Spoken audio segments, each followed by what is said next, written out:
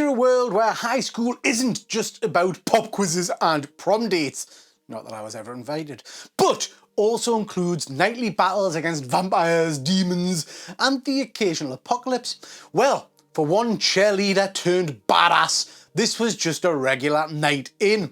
Welcome to Pop Culture Playback, and today we're talking about one of my all-time favourite shows, Buffy the Vampire Slayer.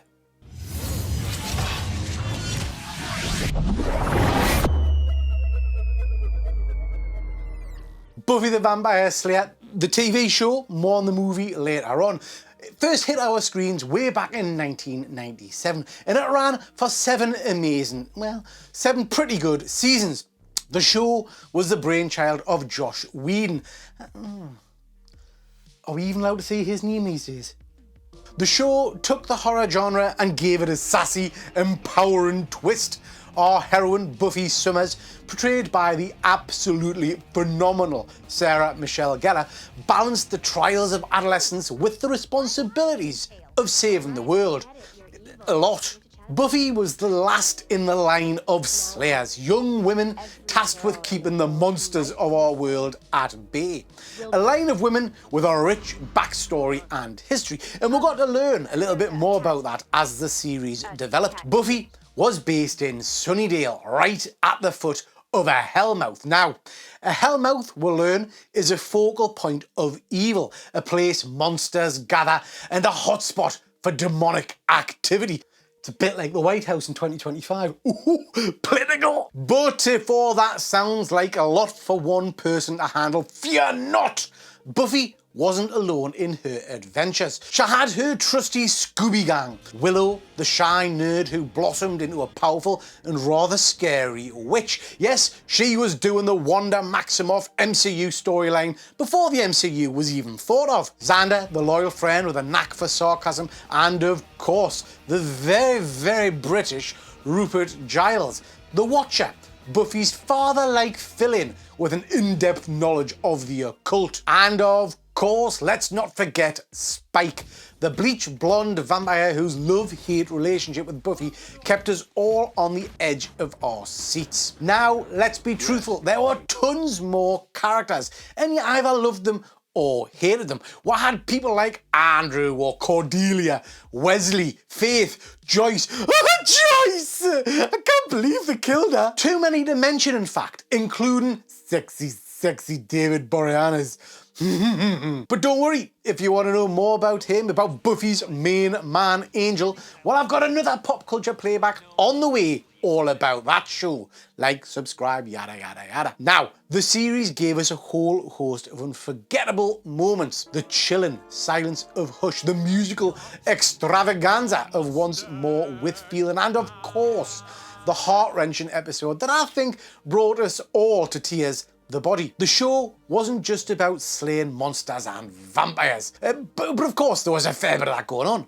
But Buffy, for me, at its very best, was a deep dive into the human condition, into love, friendship, relationships, belonging, and the desire to make the world a better place, no matter the personal cost. And it was all wrapped up in witty dialogue and supernatural shenanigans. Buffy's success led to the spin-off series Angel, where a brooding vampire with a soul moved to LA to fight his own battles.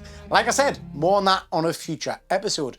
But the Buffyverse also expanded beyond the TV screen into comic books, continuing the saga with new adventures, retellings, and of course, a glimpse into the future. It's interesting that Buffy is still going strong on the written page even to this day. And now for the collectors among us, there was no shortage of merch, from action figures to board games, ensuring fans could immerse themselves fully in Buffy's world. This is a show that maintains its popularity and pop culture relevance, despite its TV run ending all the way back in 2003. But hold the phone, sweet baby Jesus, it looks like Buffy's coming back. It's recently been announced that a sequel series is in the works at Hulu, with Sarah Michelle Gellar set to reprise her role as Buffy. Now, Sarah herself has commented on this and said she's game.